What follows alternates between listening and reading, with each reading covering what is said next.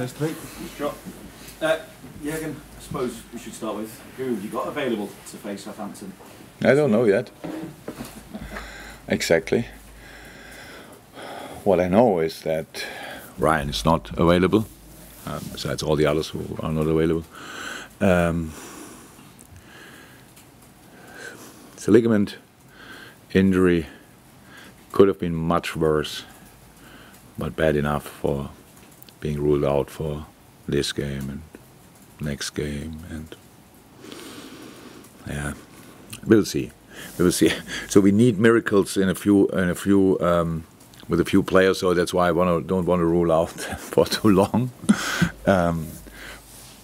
But it's touch and go with a lot of players still, with the boys who are not available for the weekend, for the final.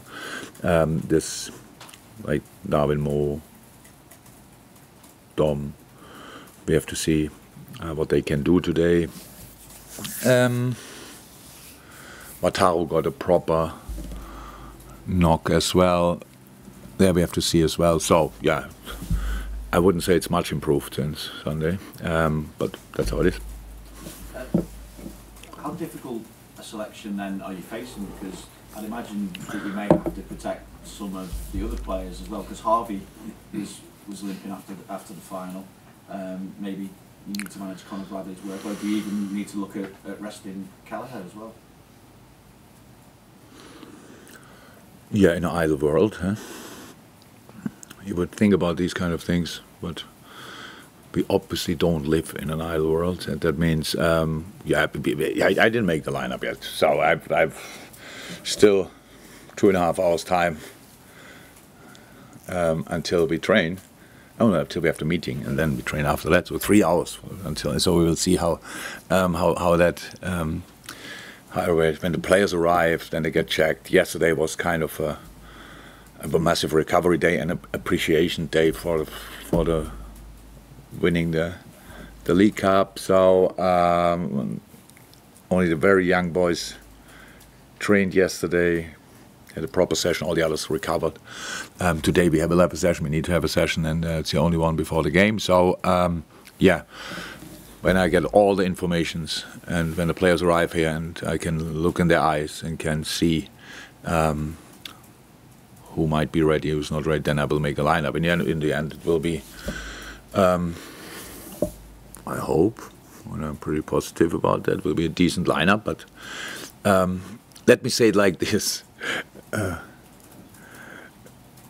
What an atmosphere can do, we realize now quite a few times, but it would be really helpful if he could create something special on Wednesday night as well. I know I ask her quite a lot, but it's a tricky time, but somehow anyway pretty positive, and we would like to keep doing that, but we need our people for that. There's no other chance. There's only one advantage we can have tomorrow night. It's Anfield, and that's what we need. Just a thought on celebrating with your people again, though, because there's talk of the parade at the end of the season. So just aside from this game, what are your thoughts on the possibility of celebrating already one piece of silverware at the end of the season with a parade, and it would also be a farewell to yourself as well? Yeah, that's the one part which is not so cool. That it could be seen as that, I don't think that makes sense. But besides that, trophy parades, I'm the biggest supporter of trophy parades, to be honest. I love that. But it's not, I don't decide that. People might be surprised, but I don't decide that. And these kind of things probably have to be prepared from different point of views, but it's not my business. I'm not in that, no. But if there's a parade, I will be on the van, on the bus, no doubt about that. Yeah. Thank you. Ian? Hi, Jürgen. After the euphoria of winning a cup final at Wembley, you've only got 3 days now until the next game. Is it difficult? Is there a job to do to bring everyone kind of back down again? No, the back down is no problem. That's really no problem. It's just you want to take it. You want to take the positive feeling. You want to take the vibe. You want to take all of that. No, that's not a problem. The problem is the lack of recovery time. That's a problem. Besides that, there are no problems. No. The boys love playing football. Obviously, we all could see the boys love digging in incredibly deep to grind the result out somehow.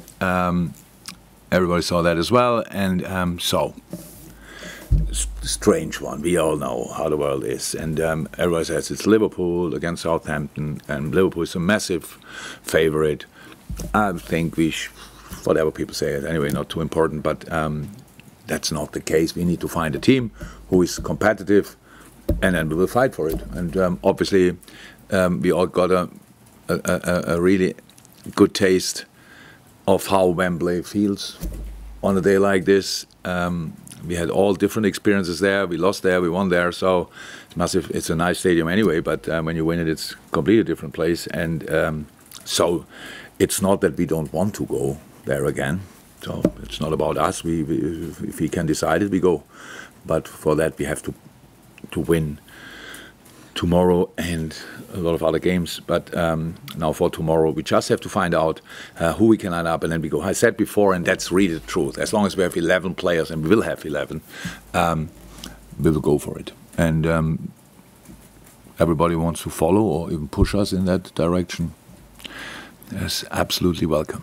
And it'll be the third time you've played a championship side in the Cups this season. You've played Norwich and Leicester so far, and like Southampton, 3 teams are looking to be Premier League teams again. What have you made of the quality of the opposition when you played? I love the championship. I watched it so often. I watched last week Leeds Leicester. Huh? Yeah, I think there was a Bundesliga game on as well. I tried to watch that, but then I went to Leicester. It was wow. The championship improved over the I don't know exactly how it was 9 years ago, to be 100% honest. I'm not sure I watched it from the beginning. But the footballers played there. The intensity in the championship is absolutely insane. Absolutely insane. So West Brom playing recently, a real football playing idea. Leicester obviously, Southampton obviously, a real football playing idea. I don't think I saw Ipswich, but they obviously do well as well. So that's the league is incredible. It's incredibly difficult. So we have a lot of games in the Premier League, but the Championship obviously has even a few more. And quite impressive what's happening there. I think really good coaches with really good players. Anyway, really good clubs. And yeah, no, it's of course we played them, and we played all 3 home games. Huh? Yeah, that helps. I don't want to see the games when we would have played at Leicester or at Norwich. But it was how I said, we had a little advantage of, or the big advantage of Anfield, so that was helpful in these days, in these games, and that we need that tomorrow as well. Cannot respect it more. What's done there, especially at Southampton as well, but they are now not in the best result moment, and have an important game on Saturday again. I don't know exactly how he's weighing it up. The colleague, I don't know him, just like the way his team plays football, and so we will see. But before a game, we always have a chance, so we never have more. So that's what we would try to take.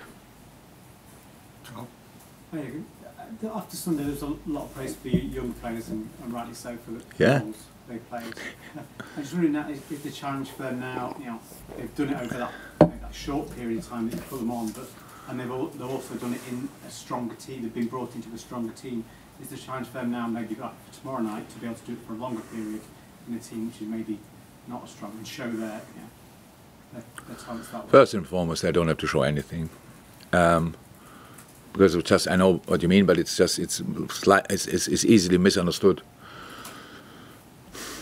The story of Sunday was one of the best football stories I ever heard of.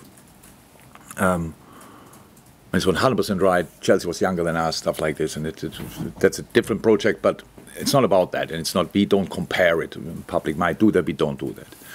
But our boys played in youth teams, U21, stuff like this, and only came up recently and trained with us for a long time, and that is the absolute nil experience, but a lot of talent, and they just showed that, and that's a situation we have to create for the boys. There's nothing, if you play more of them now tomorrow and from the start or whatever, then we'll have a look. I'm not as good as I thought after Sunday. That would be horrendous. there's absolutely no pressure. All what these boys have to do is to really enjoy what they are doing. How I said, they have to defend like men, otherwise you cannot play. But with the ball, the best thing in the best. I say, when you are 35, you should play like a kid. Idle world. They are not 35, obviously, but they should do that as well. And I saw them doing that, and it obviously helped. It gave confidence. It gave so many things you cannot buy. You cannot. Usually, you need years for it to getting these kind of experiences. Now they had it in a flash. So no, it's all good. Maybe I was said, I don't know, but it's possible that a few of them have to start. That's absolutely clear. We don't know it yet, and if they do, they will do the job and they will enjoy. And then we all have to help them with celebrating the right things and not. I don't know what is the word for it. Not moaning about the wrong things. Yeah. So like, oh, please don't. Oh, that's horrible. 60,000 people. Oh. And that's really not good. I can tell you, I played, and only 12,000 people when I played did that, and I felt it from here to my toes. That's not too cool. But besides that, we are really. It's a good moment. So it's actually a very bad moment because there's so many injuries and it's not good and stuff like this. But what we could do so far, and that's why I love the Luton game so much. That's why I love the game on Sunday night so much. We just ignored who we are missing.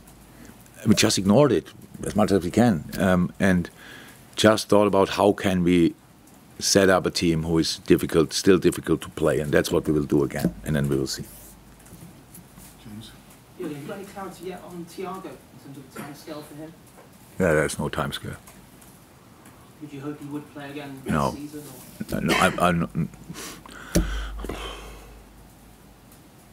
I don't know, to be honest.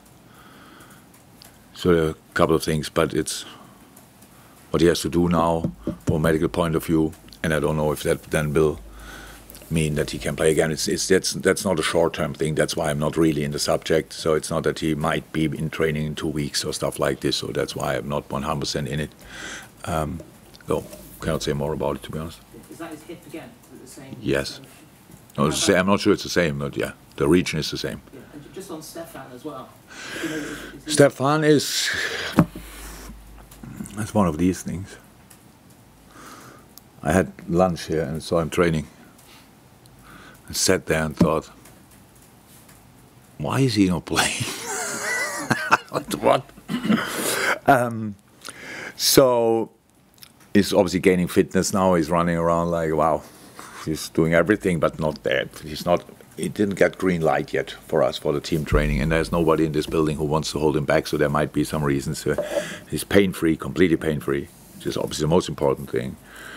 All checks we made, like scans again, bone looks good. That's all fine. And he's just doing stuff he's doing now. We have to make sure that in the moment when we use him again in normal training, because the difficulty of football is such a complex sport for the body. It's coming like that. Not only that you have to turn yourself, there's somebody else who turns you and jumps in you. You have to be ready for all these kind of things. You have to do it high speed, slow down in a split second and go again. These kind of things we try as much as we can to do this in rehab sessions, but in the end you cannot put in 10 other players or more to recreate a proper game situation. So that's where we are. But for me, he looks good, but how good I get told more. I cannot decide that. So, and it's not. Nobody told me he will train this afternoon. By the way, he could anyway, not after this session. But no, nobody told me that he will be back anyway soon. Well, for the breakouts? No? Okay, well. Yeah, just on Championship, obviously Fabio Carvalho went out to Hull in January and he's doing really well in Tyler. It's so good to see. I forgot, but the good football playing sides, by the way, I forgot Hull, but I saw them as well. It's really cool. And Fabio's doing really well, and Tyler is doing really well. I'm so pleased for them. It's massive. It's massive. And so nice to see Fabio completely confident again. Yeah, both are pretty dominant players, playing pretty much in the center of a team, being quite a lot involved in a lot of moments. So it's really cool to see both. Development of both is fantastic. Really happy.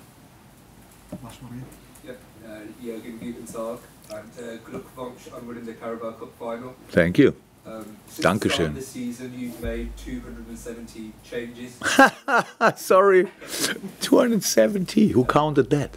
In all competitions, more than any other Premier League club. How impressed are you by the depth of your squad and your players adapting to different matches and different scenarios? Actually, our squad is deeper than we thought before the season, to be honest, and that we didn't think that we needed. That we need to figure out how deep it is. Yeah, but the situation is like it is. And again, I said it plenty of times, and rightly so. Without the kids, we wouldn't be here where we are now. Without no, actually, the rest is quite normal because of the amount of games we had and different competitions we played. Everybody had game time. That's when probably some people only look properly at it when we play Premier League, and they say, oh, he has to come on, but he might have played a week and a half ago European League 90 minutes, and then he's in good shape, he has rhythm, all these kind of things. So that helped the most, that we shared game time from the beginning, so that everybody could have kind of rhythm, and that's why I'm more than happy with the squad. That would be cool if it would be now a bit deeper, but it's how it is, and we have to deal with it, and we do. It's really like that, and you realize it anyway. And yes, we won 2 days ago a final, and that's obviously gives you some positive thoughts as well. But it's really like that even before the game, in a very tricky situation. Because of the mood in the dressing room, we were really positive. Of course, we could have lost that final. We are not blind. We saw the chances. We saw Queef saves, stuff like this. That's clear. You can lose that, but that was always clear with each team. You can lose a final against Chelsea, and we could have lost it that day. But the general feeling around is positive because for whatever reasons we cannot change it anyway. We have just to play the games, but we don't play the games for being part of. We want to win the football games in any way possible on that day, and now we have to find a way to win the next one. Thank you. You're welcome.